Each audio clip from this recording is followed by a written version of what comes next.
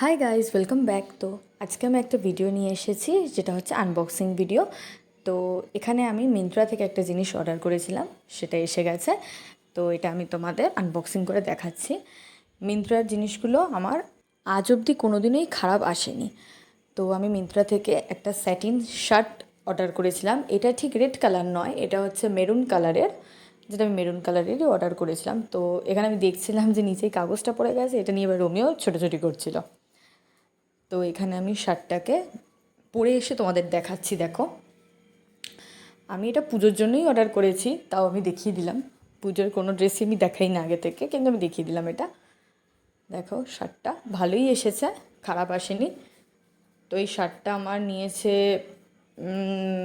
Around 6:30 মতো। তোমরা দেখে বলো কেমন লাগছে। So that's it for today.